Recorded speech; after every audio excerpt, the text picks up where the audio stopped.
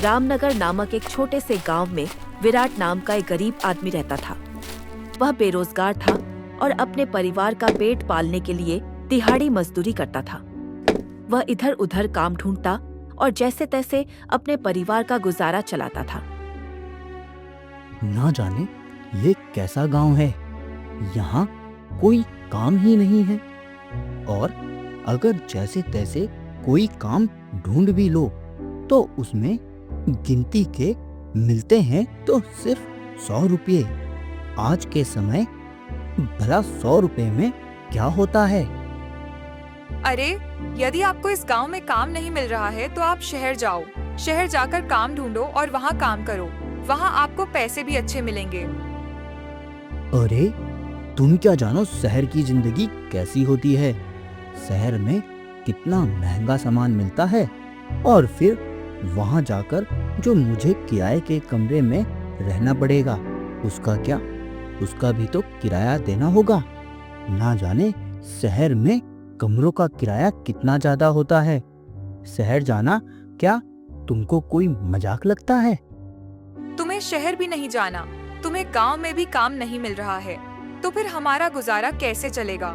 बच्चों के बारे में भी सोचो, उनका भी भविष्य है। अभी हमारे पास पैसे नहीं हैं और तुम्हें काम भी नहीं मिल रहा। अगर ऐसा ही चलता रहा तो फिर हमारा तो छोड़ो, इन बच्चों का क्या होगा? अरे, तुम यह सब छोड़ो, मुझे बहुत तेज भूख लगी है। यह बताओ, कुछ खाने को बनाया है तो दे दो। खाने को तो बनाया है, लेकिन बस कुछ ही दिन का राशन बचा है। उसके बाद तुम क्या खाओगे? अरे ठीक है, जो भी है लाओ दे दो, उसे खा लेता हूँ और फिर काम ढूंढने जाता हूँ। जो भी होगा तुम्हें मैं बता दूंगा। विराट ने थोड़ा सा खाना खाकर काम ढूंढने निकलने का फैसला किया। वह गांव की गलियों में घूमता हुआ काम ढूंढ रहा था। तभी उसने एक आदमी को देखा जो लोगों को पेपर बांट रहा था।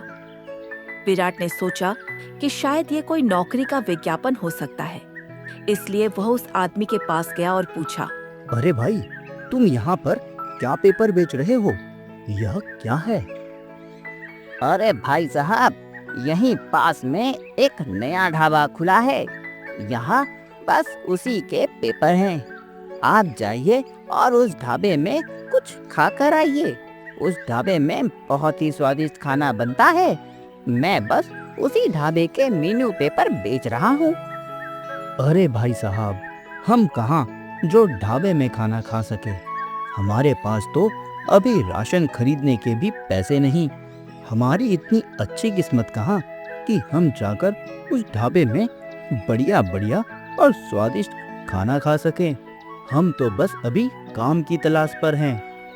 अरे भाई साहब, अब तो आपको बिल्कुल भी परेशान होने की जरूरत नहीं है। आप तो बिल्कुल सही जगह पर आए हैं। वह ढाबा अभी हाल ही में नया खुला है और वहाँ काम करने वालों की भी बहुत जरूरत है। क्यों ना आप वहाँ जाकर एक बार देख लें, शायद आपके लायक वहाँ आपको कुछ काम मिल जाए। ये सुनते ही विराट के चेहरे पर उम्मीद की किरण दिखाई दी। उसने सोचा कि शायद यह उसकी किस्मत बदलने का मौका हो सकता है। उसने आदमी को धन्यवाद दिया और ढाबे की ओर चल दिया, एक उम्मीद से भरे दिल के साथ।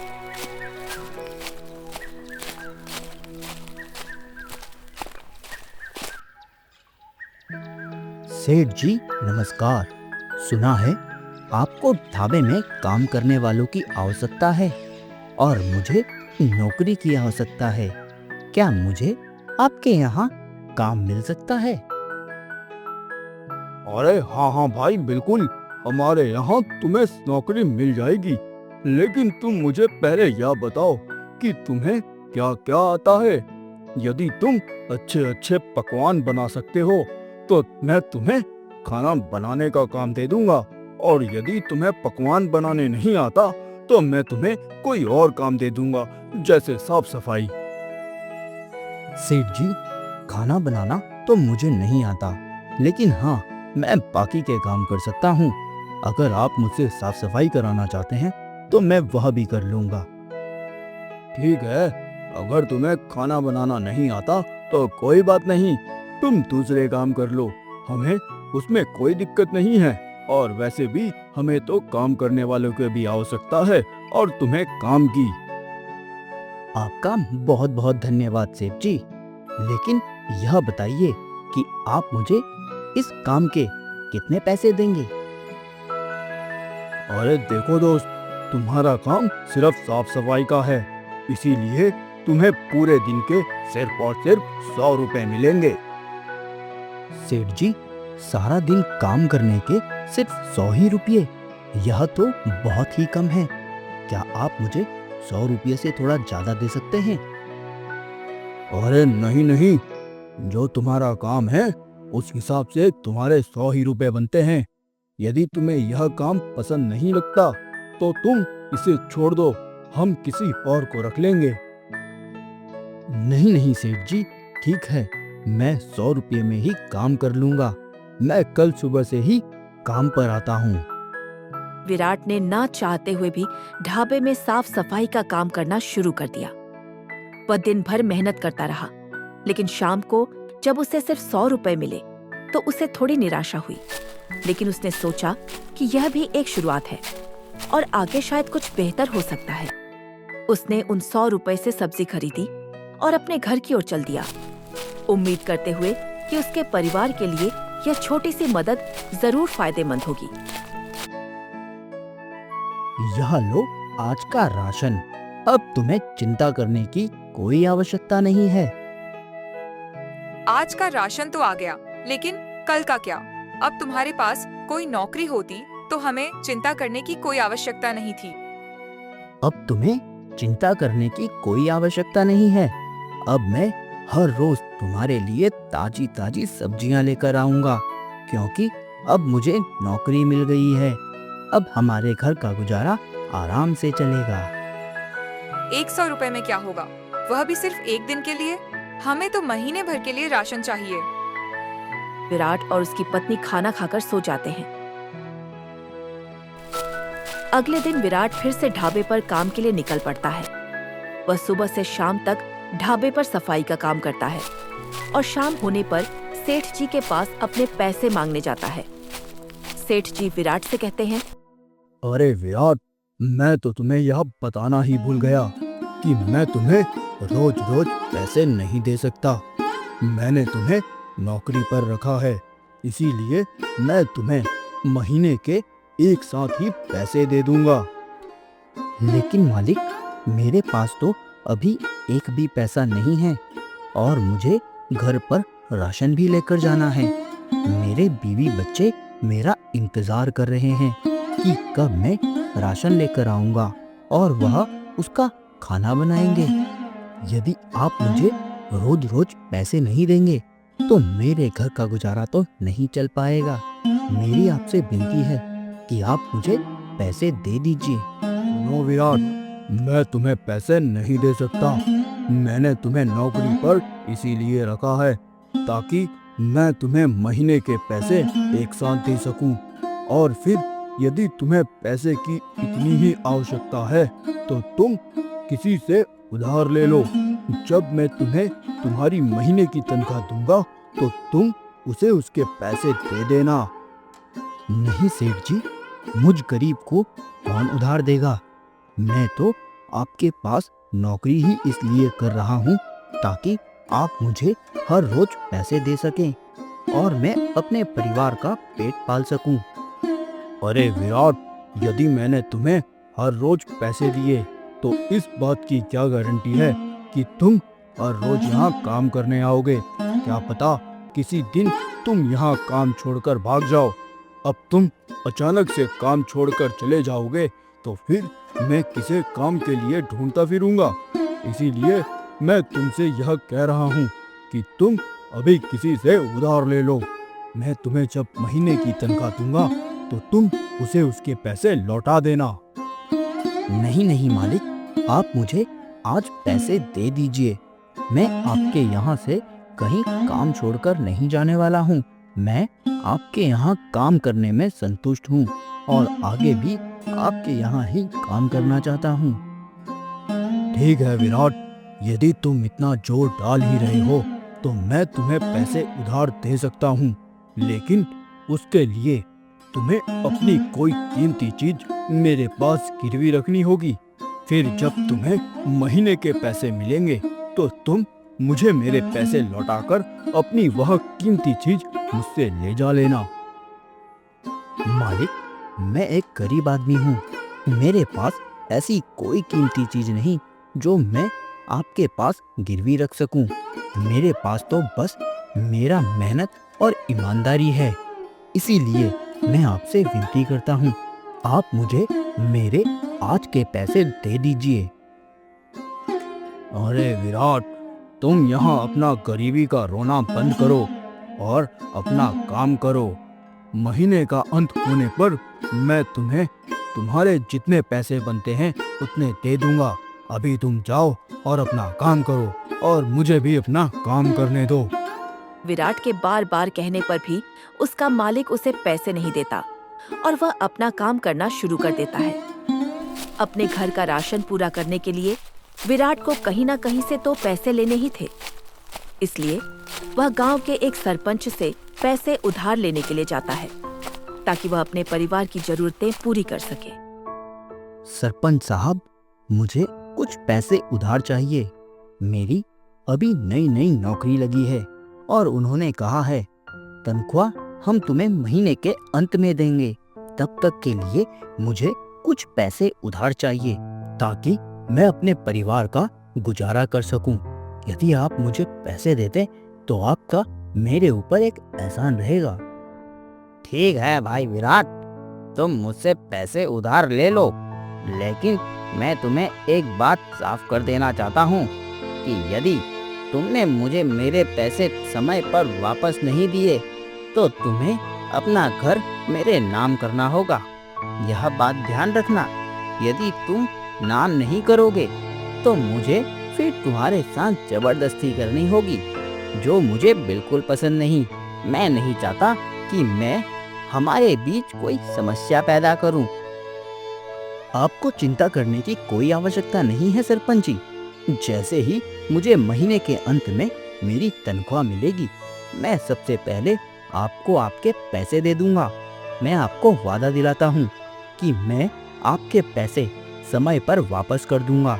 मैं आपका आभारी रहूंगा यदि आप मेरी इस मुश्किल समय में मदद करेंगे।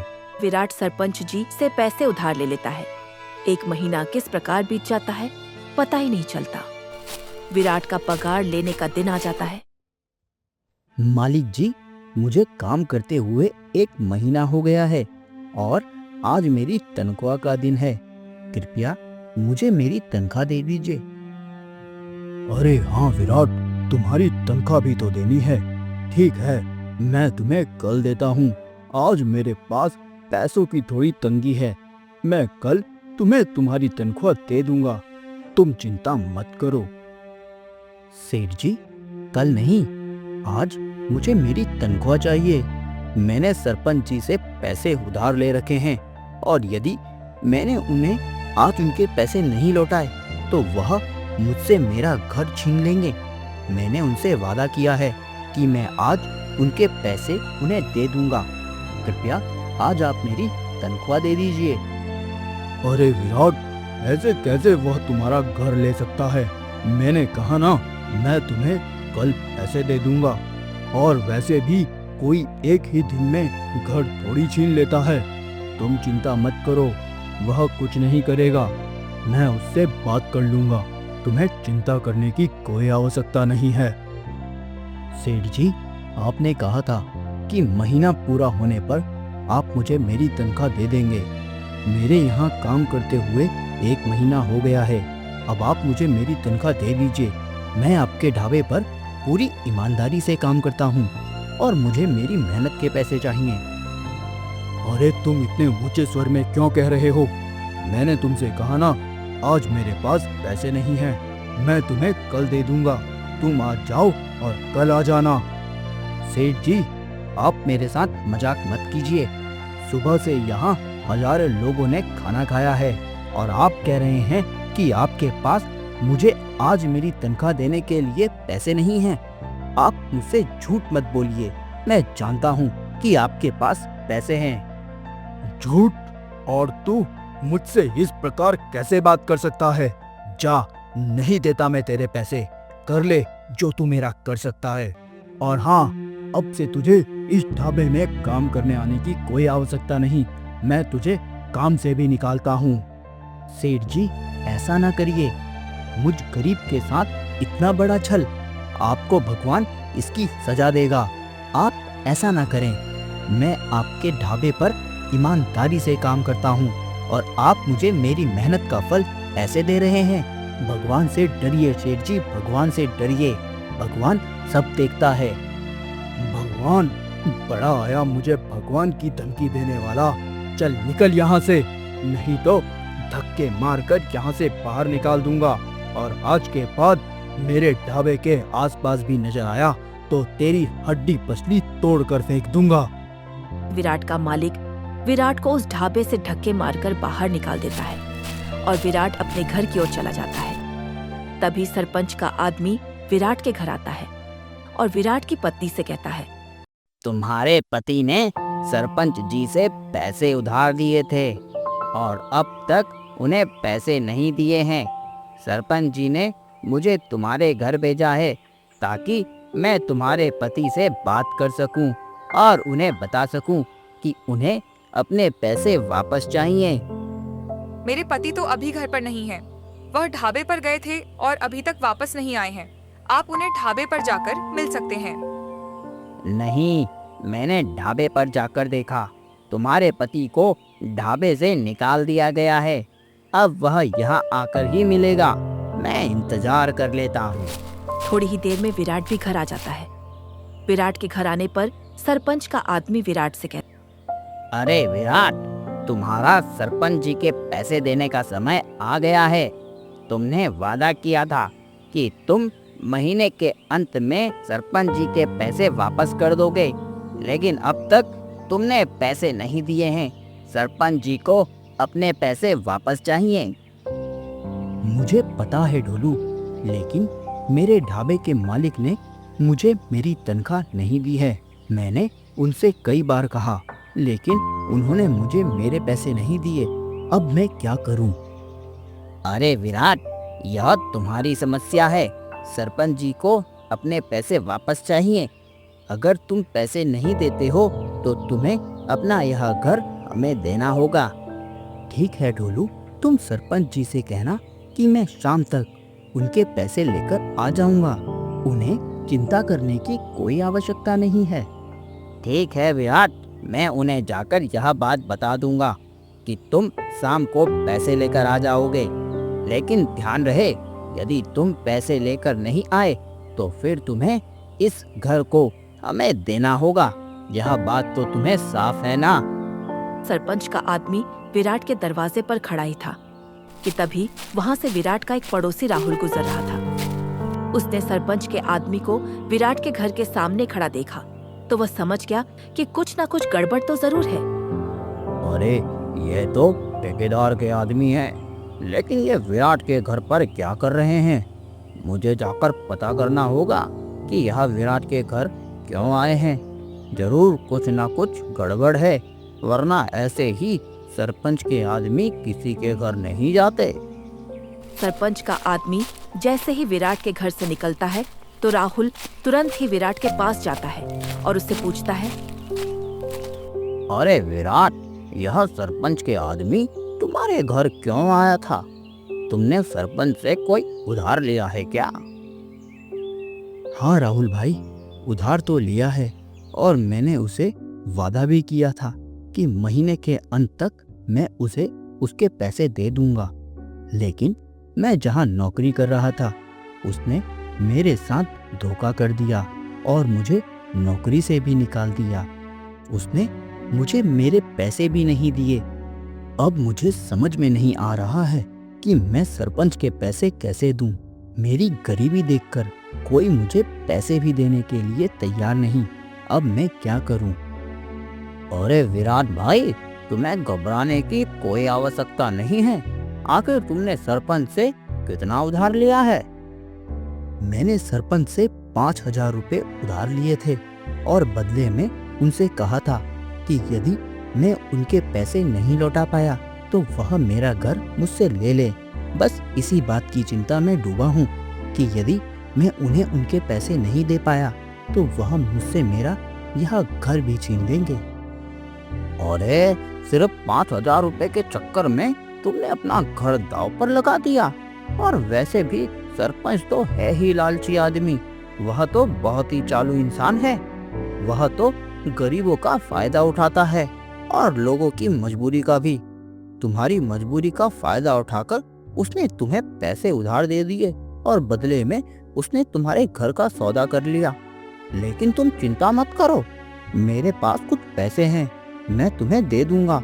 शायद उनसे तुम्हारी कुछ मदद हो सके। राहुल अपने घर से कुछ पैसे लाकर विराट को दे देता है और विराट उन पैसों को ले जाकर सरपंच को दे देता है, जिससे कि वह सरपंच के कर्जे से मुक्त हो जाता है। अब विराट राहुल के पास जाकर उसका धन्यवाद करता है। धन्यवाद राहुल भाई, धन्यवाद। यदि आज तूने मेरी मदद ना की होती तो आज मेरा घर उस सरपंच के हाथों बर्बाद हो जाता।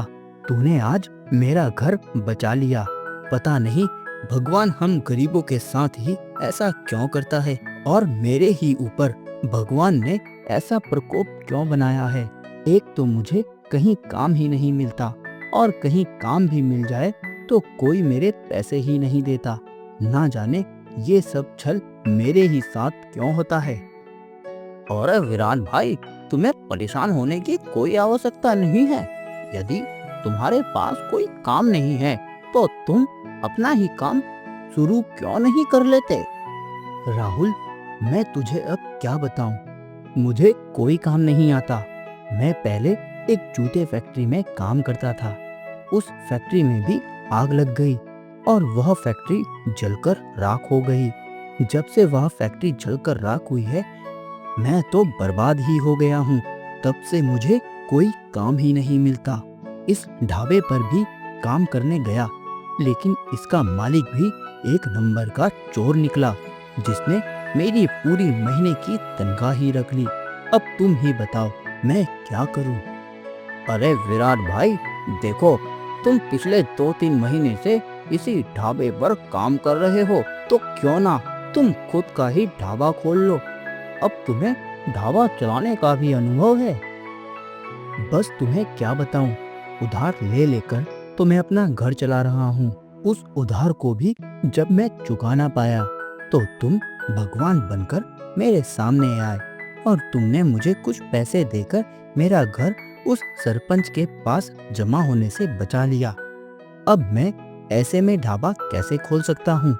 ना तो मेरे पास ढाबा खोलने के लिए कोई जगह है और ना ही पैसे। अरे विराट, तुम खामखा परेशान हो रहे हो। तुम्हें ढाबा खोलने के लिए कोई जगह की आवश्यकता नहीं है। तुम ढाबे की शुरुआत अपने ही घर से कर सकते हो। अपने घर पर ही खाना बनाओ और लोगों को खाना खिलाओ और साथ में होम डिलीवरी भी करो। जितने लोगों को तुम अपने घर पर खाना खिला सकते हो उतनों को खाना खिला दो और साथ ही साथ होम डिलीवरी का भी काम करते रहो। और बात रही ढाबा की शुरुआत करने की, तो यदि तुम्हें कुछ पैसों की आवश्यकता हो तो तुम मुझसे ले लो। जब तुम्हारा ढाबा चलना शुरू हो जाए और तुम्हें मुनाफा हो तो मुझे मेरे पैसे वापस कर देना। तुम बिल्कुल ठीक कह रहे हो राहुल भाई। वैसे भी तुम्हारी भाभी बहुत अच्छा खाना बनाती है और उसके हाथ का खाना खाकर लोगों को सच में बहुत आनंद आ जाएगा। विराट घर जाकर अपनी पत्नी से इस बारे में बात करता है तो उसकी पत्नी भी घर में ढाबा खोलने के लिए सहमत हो जाती है और विराट से कहती है, हाँ विराट, तुम बिल्कुल सही कह रहे हो। यदि हमारा यहाँ काम चल गया तो फिर हमें किसी के यहाँ काम करने की कोई आवश्यकता नहीं। घर में थोड़े दाल चावल रखे हैं, मैं कल उसी का खाना बनाऊंगी। यदि वह चल गया तो फिर परसों जो पैसे आएंगे हम उसका खाना बनाएंगे। बिल्कुल, मैं भी यही सोच रहा था। हम धीरे धीरे अपना काम आगे बढ़ाएंगे और अपने जीवन को बेहतर बनाएंगे। अगले दिन सुबह उठकर सुलेखा खाना बनाना शुरू कर देती है। और विराट साफ सफाई का काम शुरू कर देता है। उन्होंने अपने घर को सही कर बाहर आंगन में ही चारपाई बिछाकर बैठने का बंदोबस्त कर लिया और उनके खाने की खुशबू दूर दूर तक जाने लगी। उन्होंने अपने घर के ऊपर एक ढाबे का बोर्ड भी लगा दिया था जिस पर लिखा था विराट ढाबा। खुशबू को सूंघते हुए कुछ लोग उनके घर की ओर आए। लोगों ने बोर्ड पढ़ा और खाना बनाने की खुशबू से आकर्षित होकर उनके घर की ओर आने लगे। अरे वाह, आपने तो इतना बढ़िया और छोटा सा ढाबा बनाया है। यह तो बिल्कुल एक घर जैसा लग रहा है। इसमें आकर मुझे तो अपने घर की याद आ गई। जी हाँ, ये हमारा घर ही है। हमारे पास ढाबा खोलने की जगह नहीं थी, इसीलिए हमने अपने घर को ही ढाबा बना दिया। अरे वाह, क्या बात है। यह तो बहुत ही बढ़िया आइडिया है। इस ढाबे में बैठकर तो मुझे ऐसा लग रहा है जैसे कि मैं अपने ही घर पर हूँ। और आपके खाने की खुशबू वाह, लाजवाब है। इस खाने की खुशबू भी बिल्कुल ऐसी ही लग रही है जैसे मैं अपने ही घर में खाना खा रहा हूँ। आपने तो बड़ा ही कमाल कर दिया। घर से इतने दूर होने पर भी मेरी घर की सारी यादों को मिटा दिया। ऐसा मानो ऐसा लग रहा हो कि मैं अपने ही घर पर बैठकर खाना खा रहा हूँ। धन्यवाद सर। हमें खुशी है कि आपको हमारे खाने और ढाबे का माहौल पसंद आ रहा है। हम आपके लिए क्या बना सकते हैं? अरे, जो भी आपने बनाया है वह दे दीजिए। मुझे यकीन है वह लाजवाब और स्वादिष्ट ही होगा। लोगों को उनका घर पे खोला हुआ ढाबा बहुत ही ज्यादा पसंद आया और उनके घर के पास से गुजरने वाला कोई भी व्यक्ति एक बार उनके ढाबे में खाना खाने तो जरूर आता। देखो सुलेखा, आज हमें बाहर से भी ऑर्डर आए हैं। उन्हें दाल मखनी और मटर पनीर चाहिए। जल्दी से तुम दाल मखनी और मटर पनीर पैक कर दो। मैं अभी जल्दी उन्हें देकर आता हूँ। अरे, यह सब तो तैयार है। तुम चिंता क्यों कर रहे हो? अभी 5 मिनट में बना देती हूँ। सुलेखा जल्दी से गर्मा गर्म खाने को बनाकर तैयार कर देती है और विराट खाना लेकर डिलीवर करने निकल पड़ता है।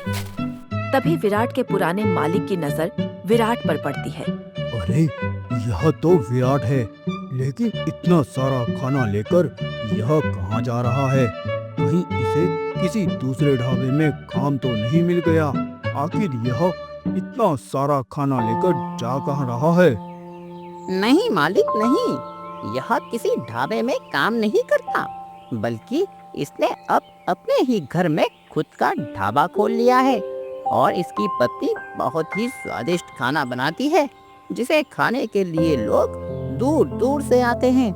और इनके घर पर लोगों को ढाबे जैसी नहीं, बल्कि अपने घर जैसी फीलिंग आती है। इसीलिए इनके घर पर इतनी भीड़ लगी रहती है। आह आह आह आह आह। अरे, इसका ढाबा मेरे ढाबे के सामने कितने ही दिन चल पाएगा? और इसके ढाबे में बैठने की कितने लोगों की जगह होगी? ज्यादा से ज्यादा 4-5। मेरे ढाबे पर पूरे 100 आदमी एक साथ बैठ सकते हैं। देखते हैं इसका ढाबा कितने दिन चलता है। मुझे पूरा यकीन है इसका ढाबा जल्द ही बंद हो जाएगा। फिर यह भागकर मेरे पास ही काम की तलाश पर आएगा। विराट का मालिक विराट का मजाक बनाता है, लेकिन कुछ समय बाद विराट के मालिक का ढाबा धीरे धीरे खाली होना स्टार्ट हो जाता है, क्योंकि वहाँ के सभी लोग विराट के ढाबे पर खाना खाने पहुँच जाते हैं। विराट के ढाबे की लोकप्रियता बढ़ती जा रही थी और लोग उसके स्वादिष्ट खाने और कम दामों के कारण उसके ढाबे पर आते थे। वाह विराट भाई वाह, आपने यह ढाबा खोलकर तो बहुत ही अच्छा काम किया है। जो खाना आप 50 रुपए में दे रहे हैं, वही खाना दूसरे लोग 250 रुपए में देते हैं। क्या करें भाई साहब, हमने अपने साथ साथ गरीबों के बारे में भी सोचा है। यदि मैं अपने खाने का दाम बहुत ज्यादा रखूंगा तो कोई गरीब कैसे मेरे ढाबे पर खाना खा पाएगा। मैंने अपने मुनाफे के साथ साथ एक गरीब के बारे में भी सोचा है। मैं भी खुद एक गरीब ही हूँ, इसीलिए मैं जानता हूँ कि किसी गरीब के लिए पैसे कितने महत्वपूर्ण हैं। क्या बात है विराट भाई, आपने यह बात बोलकर तो दिल ही जीत लिया। वरना आजकल तो ऐसे ऐसे व्यक्ति हैं जो सिर्फ अपना ही मुनाफा देखते हैं, दूसरों के बारे में वह सोचते ही नहीं। उनका व्यवहार दूसरों के प्रति बहुत ही अजीब होता है। किसी गरीब पर उनके इस व्यवहार का क्या असर पड़ता है, इसके बारे में तो कोई सोचता ही नहीं है। विराट के अच्छे और सस्ते खाने की वजह से अब सभी ग्राहक विराट के ही ढाबे पर खाना खाने आते थे। विराट का व्यवहार इतना अच्छा था कि जो व्यक्ति विराट के मालिक के ढाबे में पहले खाना खाने जाया करते थे, अब वह भी सभी विराट के ही ढाबे पर खाना खाने आते थे। विराट के ढाबे की लोकप्रियता बढ़ती जा रही थी और लोग उसके स्वादिष्ट खाने और अच्छे व्यवहार के कारण उसके ढाबे पर आते थे। मुझे कुछ भी कर इस विराट के ढाबे को बंद करना होगा, नहीं तो मेरा ढाबा दोबारा नहीं चल पाएगा। अरे मालिक, आप भी क्यों चिंता कर रहे हैं? अभी अपने 2 पहलवानों को विराट के ढाबे पर भेजते हैं और उसे धमकाकर उसका ढाबा बंद करवा देते हैं। वैसे भी वह बहुत ही ज्यादा डरपोक है। हमारे 2 मुस्तंडे उसे डरा धमकाकर उसका ढाबा बंद कर देंगे। सचिन को अपने नौकर की बात पर दम लगता है और वह कुछ पैसे लेकर 2 पहलवानों को विराट के ढाबे पर उसे धमकाने के लिए भेज देता है। दोनों पहलवान विराट के ढाबे पर पहुंचते हैं और विराट को धमकाने लगते हैं। अरे ओ झिंगुर, चल जल्दी से हफ्ता निकाल। माफ करना साहब, हमारे यहाँ ऐसा कोई पकवान नहीं बनता। अरे ओ झिंगुर, तेरे को ज्यादा ही मजाक सूझ रहा है क्या? मैंने बोला ना हफ्ता निकाल। हफ्ते का मतलब पैसा। रोकड़ा निकाल, रोकड़ा। यह जो तूने ढाबा खोला है ना, हमें इसका हफ्ता चाहिए। हफ्ता? किस बात का हफ्ता? यह गांव है और यहाँ मैं अपना ढाबा चलाता हूँ। आपको किसी बात का हफ्ता नहीं देने वाला मैं। अच्छा झिंगुर, तो तू हफ्ता नहीं देगा? यदि तू हफ्ता नहीं देगा तो तू कल से इस ढाबे को नहीं खोलेगा, और यदि तूने इस ढाबे को खोला तो मैं तेरे ढाबे को तोड़ फोड़ दूंगा। मेरी बात ध्यान से सुन ले, या तो तू मुझे अभी हफ्ते के 40,000 रुपए दे दे, नहीं तो तू अपना ढाबा दोबारे नहीं खोलेगा। यदि तेरा ढाबा मुझे दोबारे खुला दिखाई दिया तो मैं इसे तोड़ दूंगा। वह पहलवान विराट को धमकी देकर वहां से चले जाते हैं, इस उम्मीद में कि विराट अगले दिन ढाबा नहीं खोलेगा। अगले दिन विराट अपना ढाबा खोल देता है, जिसे देखकर सचिन का खून खौल उठता है। तुम दोनों किसी काम के नहीं। तुम दोनों से एक ही काम कहा था और तुमसे वह भी नहीं हो पाया। अरे सेठ जी, आजकल बातों से कौन डरता है? सभी को लात और डंडे चाहिए। आपने तो सिर्फ धमकाने के लिए कहा था, हमने धमका दिया। अरे तो फिर इंतजार किसका कर रहे हो? जाओ और उसे डंडों से पीट कर आओ। कुछ भी करो, बस उसका ढाबा नहीं खुलना चाहिए। सेठ जी, अगर उसको पीटना है तो उसका और दाम लगेगा। धमकाने का जितना दाम आपने दिया था वह हमने कर दिया। अब आप उसे पिटवाना चाहते हैं तो उसके लिए आपको और पैसे देने होंगे। पैसे? तुम्हें मैं एक फूटी कौड़ी नहीं देने वाला, जब तक तुम उसे पीट कर उसका ढाबा बंद ना कर दो। जाओ जल्दी से उसका ढाबा बंद कराओ, और इस बार मैं भी तुम्हारे साथ चलूंगा। देखता हूँ कि तुम मुझे कैसे पीटने वाले हो। जब काम होगा तभी तुम्हें तुम्हारे पैसे मिलेंगे। सचिन और गुंडे विराट के ढाबे पर पहुंचते हैं और विराट को धमकाने लगते हैं। देख विराट, मेरे आदमियों ने कल तुझे बहुत ही प्यार से समझाया है, लेकिन आज मैं प्यार से समझाने के मूड में नहीं हूँ। मैं तुम्हें आराम से फिर बोल रहा हूँ कि तुम अपने इस ढाबे को बंद कर दो। इसी में तुम्हारा फायदा है। अच्छा, तो कल आपने ही इन दोनों को भेजा था। मुझे पहले ही लग रहा था कि जरूर इन्हें आपने ही भेजा होगा। लेकिन आप भी मेरी एक बात कान खोलकर सुन लीजिए। मैं आपसे और आपके इन गुंडों से नहीं डरने वाला। मैं अपने ढाबे को नहीं बंद करूंगा। यह मेरी मेहनत का ढाबा है। अरे तुम दोनों खड़े खड़े देख क्या रहे हो? इसे तब तक मारो जब तक कि यह ढाबा बंद करने का नाम ना ले। आखिर इसकी हिम्मत कैसे हुई कि यह मेरे सामने अपना ढाबा खोल सके? सचिन के इशारे के साथ ही दोनों पहलवान विराट को पीटना शुरू कर देते हैं। विराट के चेहरे पर दर्द और डर की लकीरें साफ दिखाई दे रही होती हैं। तभी उनके ढाबे पर एक व्यक्ति जो खाना खा रहा होता है उठकर आता है और दोनों पहलवानों को एक एक थप्पड़ मारकर ढाबे से बाहर फेंक देता है। तुम्हें बहुत शौक है ना गरीबों पर जुल्म उठाने का। मैं तुम्हें बताता हूँ कि गरीबों पर जुल्म कैसे उठाया जाता है। अरे अब तू कौन है जिसकी इतनी हिम्मत मुझे और मेरे पहलवानों को मारे? मैं एक पुलिस इंस्पेक्टर हूँ और तुमने मेरे सामने गुनाह किया है। मैं हर रोज इस ढाबे पर खाना खाने आता हूँ और तुम्हारी इतनी हिम्मत कि तुम मेरे ही सामने एक गरीब इंसान को उसका ढाबा बंद करने के लिए कहो और उसे धमकाओ और उसे पीटो। मैं तुम्हें जेल पहुंचा दूंगा और अब तुम्हें इस बात की सजा जरूर मिलेगी। सचिन के जेल जाने के बाद विराट का ढाबा अब गांव में और भी प्रसिद्ध हो जाता है। लोग विराट के ढाबे पर आते हैं और उसकी हिम्मत और संघर्ष की कहानी सुनते हैं। विराट का ढाबा अब गरीबों के ढाबे के नाम से जाना जाता है।